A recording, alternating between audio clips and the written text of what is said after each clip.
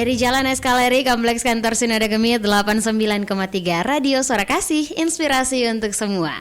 Selamat malam sobat setia, balik lagi nih bareng Clarissa dalam sajian YMB yang mudah berkreasi bersama Radio Suara Kasih di hari Minggu jam 7 malam. Seperti biasa sobat, kita selalu kehadiran narasumber orang-orang muda yang punya kreasi, punya inspirasi yang luar biasa, yang tentunya bisa menginspirasi kita semua ya, sobat setia, para anak-anak muda atau para orang tua nih yang punya anak muda masih kecil atau yang mulai beranjak dewasa dan belum ketemu mungkin passionnya. Orang-orang ini bisa menginspirasi sobat setia biar kasih tahu nih ke anak-anaknya sobat. Langsung saja sobat, hari ini Clarissa sudah kedatangan salah satu anak muda yang berprestasi dari Kota Kupang ya, dan juga cantik banget nih sobat setia. Langsung saja Clarissa sapa, sudah ada di depannya Clarissa. Selamat malam Kakak Sarah. Selamat malam Kak Clarissa. Iya, selamat malam Kakak Sarah. Apa kabarnya? Puji Tuhan baik. Baik, oke. Puji Tuhan baik ya. Jadi Kakak Sarah ini adalah seorang atlet. Terlihat dari wajahnya. Atlet biasanya sehat-sehat soalnya. Jadi hari ini sudah ada Kakak Sarah. Clarissa tidak mau berbicara banyak tentang Kakak Sarah karena Clarissa mau dengar langsung nih dari orangnya. Jadi silahkan memperkenalkan dirinya Kakak Sarah, namanya mungkin, tinggal di mana, umurnya berapa, boleh silahkan. Oke baik, terima kasih Kak Clarissa. Sama-sama. Perkenalkan, beta punya nama Sarah Mohar. Iya. Tinggal di Sikumana, tapi karena ada proses TC, makanya sudah hampir kurang lebih 6 bulan dalam karantina. Asrama ya bisa dibilang. Di asrama, terus sekarang umur 19 tahun. Oke, sangat muda. Tapi kalau Clarissa boleh tahu TC itu apa sih? Soalnya kayaknya bukan kata yang familiar untuk orang-orang. TC itu adalah waktu latihan. Sama juga waktu latihan, tapi bedanya tuh kami TC-nya untuk tim yang khusus untuk PON. Oke, untuk PON. Jadi Kakak Sarah ini salah satu atlet yang terpilih lolos seleksi untuk nanti ikut PON ya. Iya. Salah satu atau satu-satunya kayaknya kompetisi olahraga nasional yang bergengsi ya di Indonesia. Jadi Kakak Sarah salah satu yang lolos seleksi, hebat sekali, dan akan berangkat di tanggal berapa Kak PON-nya?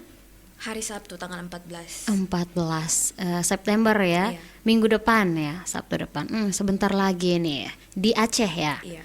Oke, jadi Kakak Sarah mau berangkat PON. Jadi ini narasumber pertama yang kami undang yang punya prestasi di bidang olahraga. Soalnya sebelumnya itu ada yang diundang karena punya prestasi di bidang pendidikan. Kemudian ada juga yang jadi duta ini, duta itu, atau punya kreasi dan prestasi yang lain. Tapi kali ini di bidang olahraga nih, menarik untuk kita bahas bersama. Karena kebanyakan ya anak Kupang itu suka olahraga, tapi tidak menggelutinya dengan baik. Jadi akhirnya main-main saja dan tidak berprestasi mungkin ya. Jadi ini salah satu inspirasi untuk anak-anak muda di Kota Kupang. Kira-kira Kakak Sarah kenapa sih sampai suka olahraga? Jadi awalnya itu cuman ikut-ikutan, cuman mengisi kekosongan waktu. Oke, sebentar. Kalau boleh tahu olahraganya apa dulu? Olahraganya Sorinji Kempo, bela diri. Kempo, bela diri.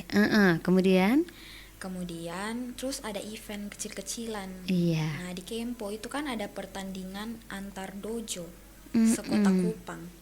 Jadi di situ ada seluruh anak-anak ikut dalam pertandingan tersebut. Tapi cuma dalam event Kota Kupang saja. Nah dari situ event kecil kami mengikuti. Dan di situ saya ikut Kempo itu terbagi menjadi 2. Iya. Ada Embu sama dengan Randori. Nah, Embu itu sendiri dia memperagakan teknik. Iya. Kalau Randori dia memperagakan perkelahian bebas. Baru tahu nih. Iya, dia ada dibagikan menjadi 2, Embu dan juga Randori. Nah, waktu itu saya ikut Randori. Iya. Perkelahian bebas. Dan puji Tuhan, Tuhan kasih juara 2. Nah, itu adalah medali pertama saya yang saya dapatkan dari cabang olahraga Sorinji Kempo. Dari situ saya berpikir, oh ternyata saya punya bakat di situ, punya talenta yang sebenarnya yang tidak pernah saya tahu. Tapi karena dari coba-coba, akhirnya saya tahu, oh ternyata itu sudah bakat yang saya punya. Terus saya kembangkan. Nah, setelah saya kembangkan, mama izin, tapi bapak tidak mengizinkan karena mungkin anak perempuan ya. Bungsu lagi. Iya, mindsetnya orang tua biasanya begitu ya. Jadi bapak bilang, saya tidak kasih izin, lebih baik kamu sekolah saja daripada ikut ini. Nah, kebalikan lagi sama mama, lebih baik kamu berprestasi. Jadi sekolah itu nanti dulu. Terbalik. Terbalik seperti begitu. Jadi pada akhirnya mulai ikut-ikut ke sana ke sini, mulai ikut pertandingan event yang lebih besar, Popda, dan Tuhan juga kasih juara. Nah, dari situlah orang tua mulai, oh ternyata saya punya anak bisa di sini. Ternyata buktikan saya ya, ragu dan takut, tapi ternyata dia bisa. Nah, mulai dari situlah mulai ada keinginan besar untuk, oh saya harus ikut PON. Nah, sekarang kan ada isu-isu semua bisa dilakukan, bisa dikerjakan lewat sertifikat, bisa dapat. Nah, sekarang mulai ada yang kayak begitu, mulai daftar lewat jalur prestasi. Bilang, oh ternyata ini peluang besar buat saya untuk bisa mencapai cita-cita yang saya inginkan begitu, Kak. Kemudian saya ikut pertandingan Porprov. Nah, Porprov itu ajang seleksi untuk menuju ke PON. Jadi siapapun yang mendapatkan juara 1, juara 2 ataupun juara 3, dia masuk dalam tim seleksi prapon. Prapon. Nah, sebelum PON ada prapon. Jadi itu seleksi tahap pertama, Kak. Dan di situ dalam proses latihan, nah Kak, dulu saya sekolah di SMA Negeri Keberbakat Olahraga Floba Morata Kupang. Nah, sekolahnya itu tuh lebih dominan dengan olahraga. Jadi dia punya waktu itu kayak 40% untuk pendidikan. Nah, sisanya itu untuk olahraga. Nah, dari situ saya mulai fokus nih sama tujuan, karena kan di SKO itu kan dia menunjang prestasi kan. Jadi apapun itu yang berkaitan dengan prestasi mereka dukung. Jadi saya tidak perlu pikir mau bagi waktu dengan belajar atau mau fokus olahraga. Nah, di situ kan sama-sama seimbang. Jadi dua-dua bisa jalan. Nah, di situ saya mulai memacu saya untuk terus dalam latihan. Kemudian di situ ada seleksi. Nah, seleksi menuju Porprov juga ada begitu banyak orang di semua dojo di Kota Kupang. Bahkan bukan Kota Kupang, seluruh Nusa Tenggara Timur. Karena Porprov itu dia pertandingan pelajar mahasiswa se-Nusa Tenggara Timur. Dan di situ saya bermain pada nomor pertandingan embu. Teknik.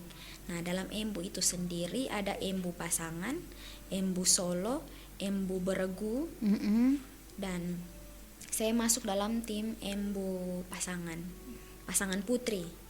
Nah, di dalam embu pasangan putri kami bertanding melawan seluruh Nusa Tenggara Timur, seluruh kabupaten di Nusa Tenggara Timur. Dan di situ kami mendapatkan juara 1. Nah, itu salah satu tahap utama seleksi yang berhasil saya lewati. Gitu. Jadi saya masuk dalam tim seleksi prapon. Kemudian ada tahap seleksi berikut lagi. Karena kan banyak yang juara kan, juara 1, juara 2, juara 3. Jadi ada seleksi lagi tahap berikut. Itu kami dalam istilahnya tes simulasi pertandingan. Nah, di situ mereka pilih bukan berurutan dengan nomor pertandingan, tapi mereka menilai secara perorangan. Nah, di situ kan ada embu solo, embu pasangan, embu beregu. Embu pasangan 2 orang, embu beregu ada 4 orang. Nah, di situ tidak lihat satu timnya, tapi dinilainya perorangan. Nah, puji Tuhan saya juga lolos di tahap kedua, kayak gitu. Tahap ketiga ini kami kalau dalam Kempo itu istilahnya kalau juara di PON kemarin masih punya kesempatan untuk bertanding lagi dalam PON kali ini. Nah, di situ yang menjadi ketakutan terbesar kami karena banyak kakak-kakak yang mau lagi bertempur di PON berikut, dan kalau kami mau, kami harus lawan mereka. Harus konsekuensinya harus kasih lawan mereka. Nah, kok bisa? Punya kayaknya son mungkin deh. Karena kan mereka lebih banyak dapat pengalaman daripada kami. oh ternyata pada akhirnya bisa. Bisa lah. Awalnya yang tidak dibilang tidak bisa, tapi ternyata bisa kalau ketong berani untuk masuk. Berani coba. Iya, berani coba. Dan puji Tuhan, saya dari nomor pasangan, saya lolos masuk ke dalam tim prapon itu dalam nomor beregu. Nah, dalam beregu itu lagi yang menjadi kesusahan saya adalah kami dipertemukan dan dikumpulkan orang-orang baru. Kayak saya tidak pernah kenal kakak, tapi tiba-tiba masuk dalam satu tim. regu. Ya, tidak pernah latihan bersama, tidak tahu titik masuknya bagaimana, pukulnya ke mana, tendangannya ke mana, tidak tahu karena tidak pernah coba sama-sama. Tapi Tuhan kasih di nomor beregu, dan seiring berjalannya waktu juga, seiring berjalannya latihan, ada banyak hal-hal yang ingin menggagalkan, kayak pelatih-pelatih kayaknya sonde deh, lebih baik kalian berhenti saja karena tidak pernah dipertemukan kan, jadi susah untuk mendapatkan dia punya chemistry, kekompakan kayak begitu. Tapi karena Tuhan baik, tiap hari berdoa, latihan bawa di juga dalam Tuhan, latihan, dan pada akhirnya ya itu, ketong bangkit dari semua orang punya keraguan, bangkit dari semua orang punya ketakutan, dan ketong bisa dapat itu nomor dan bisa mendapatkan juara pada Prapon 2023 di Surabaya. Walaupun cuma juara 3 saja, tapi puji Tuhan kami dapat lolos tiket ke PON. Dan hari ini kami mempersiapkan diri kurang lebih sudah mau 7 bulan untuk melanjutkan ke PON. Jadi Embu beregu ya untuk ke PON ini. Berapa orang tuh Kak? Yang awalnya beregu cuma 4 orang, sekarang beregu sudah 6 orang. Nah, jadi itu sulit untuk mencari kekompakan di situ sebenarnya. Tapi sekarang kompak. Tapi sekarang sudah kompak. Iya, karena berjalan lama. Apalagi tinggalnya bukan di rumah masing-masing, tapi di asrama. Oke, keren. Jadi itu ya sobat setia, kalau kita mau sesuatu walaupun banyak sekali keraguan, tapi kalau kita buat dengan sungguh-sungguh, kita latihan dengan sungguh-sungguh, kita berdoa pada Tuhan, pasti Tuhan akan menunjukkan kepada kita ya jalan yang benar. Dan juga contohnya nih Kakak Sarah dan teman-teman, walaupun tidak saling kenal ya, dan di awal juga pasti Kakak Sarah juga ragu nih. Kira-kira ketong bisa ku sonde nih, ketong begini banyak orang, sonde saling berkenal. Tapi seiring berjalannya waktu, karena memang mau dan niat, akhirnya Tuhan kasih tunjuk jalan. Oke sobat setia, Clarissa mau tanya lagi nih, dari sekian banyak olahraga ya, kenapa Kakak Sarah pilih kempo, bela diri, yang notabene tuh biasanya anak laki-laki yang suka, tapi ini anak perempuan. Kenapa sudah pilih olahraga lain seperti renang mungkin, atau tidak pilih untuk bermusik mungkin, atau tidak pilih yang lain? Kenapa sampai olahraga dan kempo yang dipilih? Baik Clarissa, dulu itu saya mulai ikut kempo itu kelas 3 SD. Medali pertamanya kelas 3 SD. Medali pertamanya kelas 3 SD. Nah, cabang olahraga pertama yang saya kenal adalah kempo. Pada kelas 2 SD itu saya tidak kenal seluruh cabang olahraga, Kak. Sebenarnya cuma tahu itu cuma kempo, karena kan yang isu-isu yang saya dengar, kempo itu paling banyak menyumbang medali untuk Nusa Tenggara Timur. Dan pada saat itu juga ada yang melatih di samping rumah, jadi ini kempo ya. Ternyata cabang olahraga kempo menyumbang banyak medali ya untuk Nusa Tenggara Timur. Memang orang-orang NTT dong kuat-kuat. Nah, subiasa dengan yang keras-keras, jadi kalau hanya kempo kayaknya dong bisa semua. Salah satu ada di depan Clarissa nih. Jadi untuk melangkah sampai ke PON nanti ini, kira-kira persiapannya apa saja tuh? Kan tadi sudah diceritakan sampai ke mana bisa lolos seleksi sampai ke PON nanti. Kira-kira persiapannya selama 7 bulan ini apa saja selain latihan? Mungkin ada makanan juga yang dijaga atau yang lain-lain, boleh diceritakan kepada kami? Baik Kak Clarissa, mungkin tidak asing lagi bagi ketong kalau misalnya tahu olahraga itu seperti apa. Utamanya pasti makanan dijaga. Fisik, stamina itu paling penting. Dan di dalam proses latihan itu ada naik, ada turun. Nah, kami itu dikumpulkan dalam satu rumah. Iya. Karantina. Itu banyak sekali sifat dan karakter yang berbeda-beda. Nah, awal dari proses latihan ini juga kami dalam kumpulan kami, dalam lingkungan kami itu juga menjadi pemicu utama bagi persiapan kami. Salah satunya yang tadi saya bilang, sikap dan karakter. Kayak satu tidak menerima satu, ataupun kayak contoh kecil ya Kak, kalau misalnya tidur ada yang mau kasih mati lampu, ada yang suruh kasih mati lampu. Kayak ada yang capek latihan, dia kayak mau merenung dengan dengar lagu atau main musik atau main gitar. Nah, ada juga yang tidak mau. Nah, itu bisa menjadi suatu masalah supaya kayak ketong sesama atlet bisa berkelahi. Nah, dalam proses latihan juga itu sering terjadi Kak. Nah, sedangkan kami punya waktu latihan itu pagi, siang, sama sore. Nah, dari proses latihan itu berbagai macam mood itu terjadi. Iya. Mood, namanya juga ketong umuran ketong ini kan. Betul. Ya begitulah kamu kan, pasti sulalui lah. Nah, di dalam itu tuh pasti ada mood yang kayak terlalu capek. Iya. Jadi moodnya sonde beraturan gitu, kayak son suka kayak begini, son suka keributan, son suka terlalu diam-diam, banyak saja yang terjadi. Nah, itu ketong harus bisa sama-sama kemana ya Kak, kayak harus saling mengerti. Iya.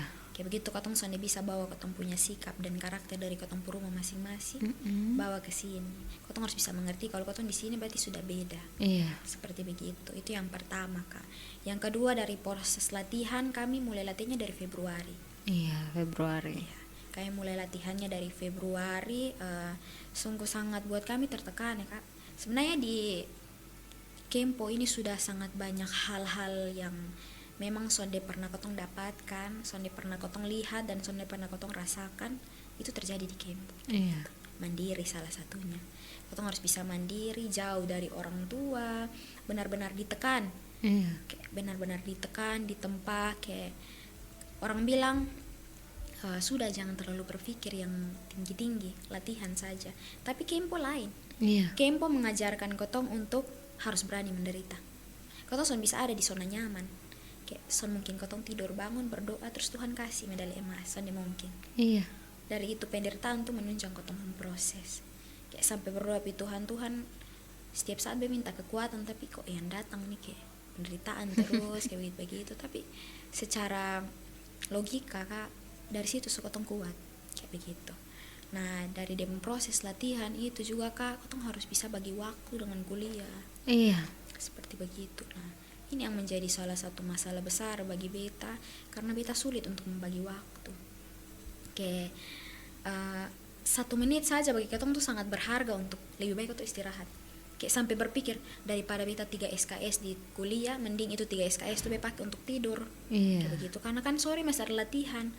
Nah, kayak contohnya kami latihan dari jam 4 sampai jam 7 pagi. Terus jam 8 harus pergi kuliah, terus pulang jam 10 harus latihan.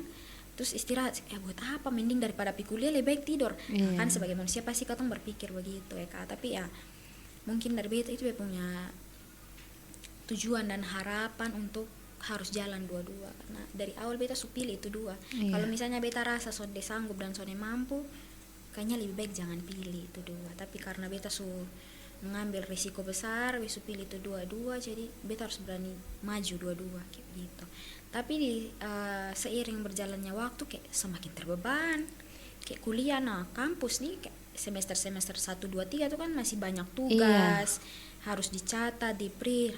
Ini beta harus buat kemana, begini-begini. Tapi puji Tuhan, Tuhan kasih beta fakultas prodi yang benar-benar mendukung.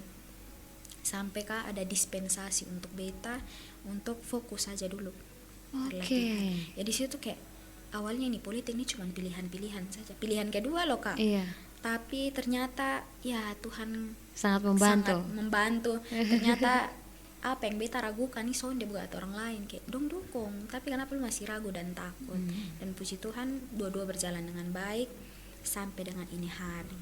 Dan di setiap latihan juga pasti ada tekanan lah, di grup, tim pasti ada, dan itu selalu ada yang kotong rasakan. Tapi ya kotong sama mampu bisa lalui sampai ini hari dan siap tanggal 14 berangkat ke Aceh. Berangkat. Oke, jadi itu persiapannya tuh pasti banyak tantangan, harus tahan ego, harus meninggalkan keluarga. Ada juga seperti Kakak Sarah harus kuliah sambil latihan sekaligus. Tapi puji Tuhan ya, kampusnya keren juga sih, bisa kasih dispensasi ya. Oke, karena tadi sudah bicara tentang kampus nih, Clarissa mau langsung saja tanya, saat ini sedang berkuliah di manakah kampus yang keren itu? Di Universitas Nusa Cendana Kupang, Fakultas Ilmu Sosial dan Ilmu Politik, Iya. program studi Ilmu Politik. Ilmu politik, FISIP ya, Iya, FISIP FISIP, Undana. FISIP Undana. Oke, suka olahraga tapi akhirnya masuk ke politik. Jadi biasanya kan kalau suka olahraga banyak teman-teman Clarissa yang atlet. Biasanya tuh atlet sepak bola sih, karena kan beregu banyak gitu. Iya. Jadi mereka masuknya guru olahraga di Undana atau di kampus lain, masuknya guru olahraga karena linear ya dengan hobi mereka dan juga mungkin cita-citanya. Jadi ambilnya guru olahraga. Kalau Kakak Sarah ambilnya politik. Bagaimanakah itu sampai bisa dari olahraga SMA-nya dan masuk ke politik? Oke, baik Kak Clarissa. Ya. Sebenarnya dulu waktu awal daftar kuliah itu saya ada 2 pilihan. Iya. Ilmu hukum sama dengan ilmu politik. Tapi tujuan utama itu ilmu hukum. Iya. Nah, kenapa saya ambil politik? Karena politik juga berkaitan dengan hukum. Mm-mm. Jadi kalau misalnya saya tidak lolos di hukum, masih ada ilmu politik yang bisa menunjang masa depan saya. Oke. Gitu. Tapi Tuhan kasih di politik, makanya banyak sekali orang-orang yang bertanya, kenapa suruh masuk guru olahraga saja? Kenapa harus pilih politik? Sedangkan kamu olahraga lo dari dulu, kenapa harus pilih politik kayak begitu? Terus lama baru saya menjawab. Terus saya berpikir, saya mau S1, tapi apa mungkin saya harus S1 PJKR, terus setelah itu tes? Kan so mungkin, kayak buang-buang waktu selama 4 tahun di PJKR, tapi sarjana PJKR tapi tidak digunakan. Iya, tidak digunakan seperti begitu Kak. Jadi saya pilih ilmu politik dan ilmu hukum, tapi Tuhan kasih di ilmu politik karena itu menunjang masa depan cita-citanya saya. ya. Nah, saya ini punya cita-cita abdi negara. Oke. Tidak menentu, ada polisi, ada poluan, ada segala macam, ada akademik militer, akademik kepolisian. Tapi cita-cita saya adalah menjadi abdi negara. Tuhan mau Tuhan kasih polisi kah, mau Tuhan kasih tentara kah, itu urusan Tuhan. Tapi kenapa saya pilih politik ya, itu menunjang masa depan saya. Kemudian olahraga itu prestasi Kak. Sertifikatnya mungkin ya itu sangat membantu ya. Sertifikat tidak menjamin untuk lolos, tapi dia mempermudah. Dia mempermudah saya untuk ke situ. Makanya kebanyakan orang bilang kamu pilih olahraga atau pilih kuliah, seperti begitu. Dan saya bilang saya tidak bisa milih salah satu, saya harus jalan dua-dua. Karena olahraga juga sudah banyak membantu saya dalam kebutuhan ekonomi, kebutuhan keluarga, menunjang masa depan saya. Begitupun politik kuliah Kak, menjadi salah satu tujuan dan harapan saya dari kecil. Saya mau menjadi abdi negara, tapi saya harus sarjana. Seperti begitu. Jadi saya masuk ke sini bukan karena tidak ada tujuan, tapi memang karena ada tujuan yang sudah saya pikir. Yang kayak orang bilang SD itu masih banyak cita-cita, SMP juga masih banyak cita-cita, SMA juga masih banyak cita-cita, tapi kalau setelah sudah 17 tahun cuman satu saja kamu punya cita-cita. Nah, ini yang sedang beta usahakan, yang sedang beta kejar untuk bisa dapat. Keren sekali pemikirannya Kakak Sarah nih. Soalnya banyak di antara anak muda yang ketika sampai di SMA bingung tentukan passionnya di mana, cita-citanya mau jadi apa. Tapi Kakak Sarah sangat terarah nih, bahkan sampai olahraga dan politik yang orang awam pikir tidak ada hubungannya, ternyata ada tujuannya dari Kakak Sarah. Keren sekali ya Sobat Setia, patut dicontoh nih prestasinya, pemikirannya, ambisinya, dan juga prinsip-prinsip dari Kakak Sarah nih. Kalau tidak punya prinsip dan juga komitmen, pasti kita tidak bisa melakukan melangsungkan atau melakukan itu semua karena sangat berat seperti yang tadi Kakak Sarah bilang. Sempat ragu, tapi kalau kita betul-betul niat, kita betul-betul serahkan pada Tuhan dan juga bekerja dengan baik, ora et labora, ya, berdoa dan bekerja, pasti Tuhan akan tunjukkan yang baik untuk kita. Jadi kira-kira selain cita-cita ya setelah ini, setelah pulang dari PON, mungkin kan sekarang tujuannya masih PON nih karena fokusnya untuk pergi ke PON. Nanti setelah pulang dari PON kira-kira apa yang mau dilakukan lagi nih di bidang olahraga kah? Kalau kuliah pastinya akan terus berlanjut ya. Terus kalau di bagian olahraganya kira-kira kalau pulang dari PON apalagi yang mau dicapai mungkin?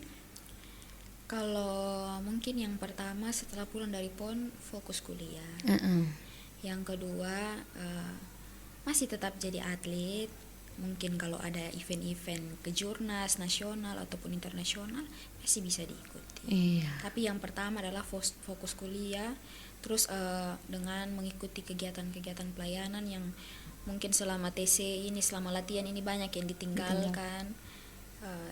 Dan setelah PON ini pasti lebih fokus kepada hal-hal yang seperti itu. Oke. Jadi Kakak Sarah selain kuliah, selain olahraga, ternyata aktif pelayanan juga di gereja ya. Di CV-nya waktu Clarissa baca ternyata bisa WL juga, bisa MC juga, bisa banyak sekali karena lahir dari pelayanan. Dan juga anak PPA nih, jadi keren. Oke. Jadi karena di PPA tuh kan ada pendidikan informalnya, jadi banyak sekali yang dilatih, bisa public speakingnya dan lain-lain. Mungkin ini salah satu juga yang buat Kakak Sarah itu bisa tahu passionnya sejak masih SMA, betul kah? Betul. Jadi keren ya Kakak Sarah. Oke, kemudian apalagi ya pertanyaannya, Clarissa sampai bingung karena terlalu speechless ya dengan pencapaian. Soalnya waktu Clarissa umuran Kakak Sarah itu tidak tahu mau buat apa. Kuliah pun hanya ikut-ikutan saja karena tidak tahu mau masuk kuliahnya di mana. Tapi ini bisa salah satu contoh buat nanti Clarissa sampaikan juga, teruskan juga ke adik-adik biar bisa punya pemikiran kayak Kakak Sarah. Keren. Oke, mungkin masih ada lagi yang mau disampaikan Kakak Sarah untuk sobat setia yang mau nonton, podcastnya hari ini. Mungkin kalau dari saya jangan terlalu banyak pikir untuk mau mencapai sesuatu, karena kalau kotong terlalu banyak pikir kotong lupa kalau kotong bisa banyak hal. Dan itu yang pertama kan. Iya. Yang kedua, berani untuk menderita, jangan ada terus dalam zona nyaman. Terus yang ketiga, tetap semangat karena awal kata yang kotong bilang kotong son bisa, tapi pada akhirnya kotong bisa karena kotong son coba. Semua hal tuh baik. Semua hal tuh baik dan semua hal tuh kotong bisa. Tapi mari kotong coba sama-sama supaya kotong tahu kotong punya passion sebenarnya itu apa. Seperti begitu. Dan yang kedua yang tadi saya bilang, berani menderita, jangan ada dalam zona nyaman karena kotong punya proses itu sonde mudah. Pasti ada naik, ada turun. Jadi pakai waktunya dengan baik-baik, terus cari mana yang tepat buat kotong, dan kalau itu sudah tepat buat kotong, cari itu dan dapatkan itu untuk kotong. Dan satu lagi yang beta tekankan kepada kotong semua, bahwa Tuhan buat kotong lebih dari orang lain supaya orang lain sonde sama seperti kotong. Tapi kalau Tuhan buat kotong di bawah dari orang lain, pasti orang lain mau di atas kotong. Nah itu yang selalu beta jadikan motivasi buat beta. Karena apa? Tuhan kasih kotong tanggung jawab besar karena Tuhan tahu kotong mampu untuk lewati. Oke. Ini yang terakhir nih. Katanya Kakak Sarah mau kuliah nanti ya S2 di luar negeri ya. Iya. Kenapa tuh mau kuliahnya di luar negeri? Mau mencari suasana yang baru. Kayak mau mencari hal-hal yang benar-benar Sony pernah beta dapatkan. Tapi beta mau cari untuk beta dapat di situ. Oke. Keren. Jadi bisa tuh kalau mau kuliah di luar negeri, soalnya sekarang banyak beasiswa. Jadi nanti setelah S1 atau dalam perjalanan menuju akhir S1 boleh dicari-cari, karena beberapa narasumbernya Radio Suara Kasih itu orang-orang yang sedang berkuliah LPDP di luar negeri. Jadi tidak ada yang tidak mungkin, seperti Kakak Sarah bilang, ketika kita mau mencoba, jangan bikin ketakutan kita itu menutup segala sesuatu yang ada di depan kita. Jadi itu saja mungkin yang bisa Clarissa tanyakan. Masih ada yang mau disampaikan, boleh? Ya, mungkin tetap semangat saja, karena dalam ketumpung masa-masa menuju dewasa ini pasti ada hal-hal yang menjadi rintangan, tapi percaya kalau Tuhan sudah pilih, Tuhan juga yang akan mengangkat ketong terus naik. Iya. Ada kata-kata yang bilang kalau Tuhan utus, pasti Tuhan urus. Jadi sobat setia jangan takut, mari tunjukkan apa yang kita bisa, yang Tuhan kasih untuk kita. Mungkin itu saja pada YMB kali ini. Clarissa bersama dengan Kakak Sarah. Kakak Sarah seorang atlet yang akan pergi ke PON tanggal 14 di Aceh nanti di cabang olahraga Kempo ya. Kemudian juga mahasiswa semester 3 nih di Ilmu Politik FISIP Undana yang aktif juga pelayanan dan punya banyak prestasi yang bisa sobat setia contoh. Jadi buat anak muda di luar sana, jangan menutup diri dan jangan berpikir kalau tidak mungkin melakukan segala sesuatu. Tapi kalau kita mau coba dan minta tuntunan Tuhan dan juga berusaha, pasti Tuhan akan tunjukkan kepada kita. Nah, sampai situ saja Kakak Sarah. Terima kasih banyak karena sudah datang ke Radio Suara Kasih, sudah kasih banyak hal untuk kami. Kami berharap tidak dilupakan ketika pulang dari PON, masih ingat dengan Radio Suara Kasih. Nanti boleh berkunjung lagi ke Radio Suara Kasih biar kasih tahu ke sobat setia juga nih, kira-kira di PON sana apa sih yang didapat. Oke, bolehkah? Boleh. Oke, itu saja. Terima kasih banyak Kakak Sarah, dan Clarissa mau pamit nih, tapi mau minta Kakak Sarah bantu. Jadi kalau Clarissa bilang Radio Suara Kasih, Kakak Sarah bantunya bilangnya inspirasi untuk semua. Oke, sobat setia, Clarissa sudah harus pamit dari ruang dengarnya sobat setia yang mendengarkan di radio, dan juga sobat yang langsung menyaksikan di YouTube channelnya Radio Suara Kasih.